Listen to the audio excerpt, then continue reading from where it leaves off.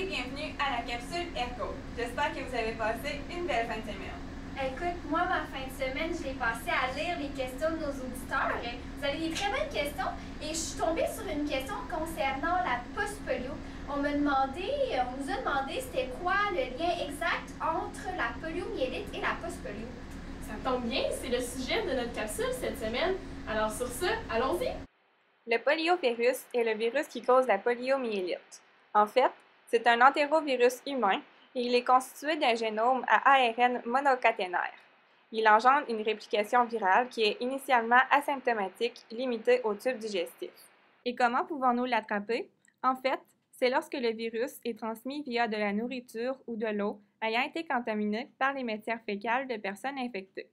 Le virus s'infiltre alors dans le corps humain en suivant le chemin allant de la bouche à la gorge et aux intestins, où il se multiplie. C'est alors par le sang qu'il peut s'étendre pour causer ses dommages jusqu'au système nerveux central. Il affecte donc certaines régions du cerveau et de la moelle épinière, pouvant occasionner une paralysie. Les personnes principalement touchées sont les enfants de moins de 5 ans. Il est à noter qu'il peut s'écouler entre 4 à 21 jours avant que les symptômes de la polio ne se manifestent. Pendant ce temps, la personne infectée peut transmettre le virus à une autre sans même le savoir. Les symptômes. Les premiers symptômes de la poliomyélite sont la fièvre, les céphalées, l'asthénie, la fatigue physique, les vomissements, les douleurs dans les membres et les raideurs de la nuque.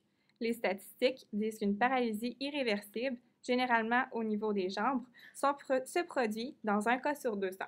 La caractéristique distinctive de la polio aiguë est la prédilection du poliovirus pour les neurones moteurs qui constituent d'un corps cellulaire situé dans la corne antérieure de la moelle épinière et d'un axone qui s'étend jusqu'au muscle. Proche de la fin de chaque axone se retrouvent des petites branches qui énervent les cellules musculaires. C'est à cette synapse que l'acétylcholine est relâchée afin de permettre la contraction musculaire. Le poliovirus attaque uniquement ces moteurs neurones et laisse les cellules nerveuses adjacentes intactes. Ce comportement sélectif est expliqué par la découverte de récepteurs pour le poliovirus à l'interface nerf-muscle. Ces récepteurs permettent au poliovirus d'entrer dans l'axone et de se rendre au corps cellulaire dans la corne antérieure de la moelle épinière. Les cellules survivantes développent de nouvelles branches terminales en réponse d'un stimuli qui demeure encore inconnu. Ces nouvelles branches réinnervent les fibres musculaires laissées orphelines par le décès du neurone moteur original suite à l'infection par le poliovirus. Ainsi, un neurone moteur qui initialement innerve 1000 cellules musculaires peut se ramasser à être responsable de l'innervation de 5000 à 10 000 cellules musculaires. Un autre moyen d'adaptation qui permet une augmentation de la force suite à la mort de certains neurones moteurs est l'élargissement des cellules musculaires lorsqu'ils sont régulièrement entraînés. Ces deux moyens d'adaptation sont si efficaces que plus de 50% des moteurs neurones peuvent être affectés sans qu'une perte de force musculaire soit cliniquement détectée.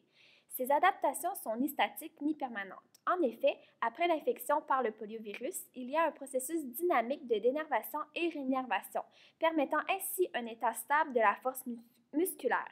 C'est lorsque cette stabilité est perturbée que de nouvelles faiblesses musculaires apparaissent. C'est également ce qu'on réfère en tant que syndrome post-polio. Aujourd'hui, le virus de la poliomyélite fait rage en Syrie, pays en guerre dans lequel les conditions de vie ne sont pas optimales. Les plus grandes épidémies ont eu lieu dans les années 1940 et 1950, mais cette maladie n'est jamais complètement disparue. L'introduction de la vaccination a par contre contribué à sa régression. Jonas Salk, un biologiste américain, invente en 1952 le vaccin Salk qui consiste à introduire le virus tué de la polio dans le corps afin que celui-ci développe des anticorps et donc une immunité contre la maladie. Par la suite, en 1957, Albert Sabin, médecin et chercheur américain, développe le vaccin antipoliomyélitique oral, mieux connu sous le nom de Sabin. Cette fois, il s'agit d'une injection du virus vivant atténué. En 1988, il devient le nouveau vaccin de choix. Le virus de la polio ne peut survivre longtemps hors de l'organisme humain. La vaccination l'empêche de s'installer dans le corps et contribue donc à réduire la propagation. Bien entendu, la vaccination n'est pas un traitement de la maladie, mais bien une méthode de prévention essentielle, considérant qu'il n'existe aucun traitement pour soigner la poliomyélite. On a donc recours à des traitements de soutien, dont le principal objectif est d'améliorer la récupération, minimiser les inconforts et prévenir les complications. Ceux-ci comprennent des médicaments pour atténuer les symptômes, un respirateur pour aider à la respiration, des programmes d'exercice et un régime alimentaire équilibré. Maintenant, parlons de la post-polio. Ce syndrome surgit chez des personnes qui ont eu la polio, mais des années plus tard. Les causes de la post-polio demeurent mystérieuses. Bien que vous ne voyez qu'il y a 9 possibilités, je ne vais expliquer que les principales hypothèses. La plus étudiée est celle de la surexploitation des neurones moteurs survivants. En fait, ces neurones, élargis, doivent faire le même travail que lorsqu'il y avait beaucoup plus de neurones pour répondre à la demande musculaire. Donc, elles deviennent incapables de régénérer de nouvelles pousses d'axones pour remplacer celles perdues. C'est l'épuisement métabolique. Maintenant, pour la deuxième, des chercheurs ont remarqué chez des survivants de la polio que certains neurones moteurs de la corne antérieure de la moelle épinière étaient plus petits que ce qu'on retrouve normalement chez d'autres individus.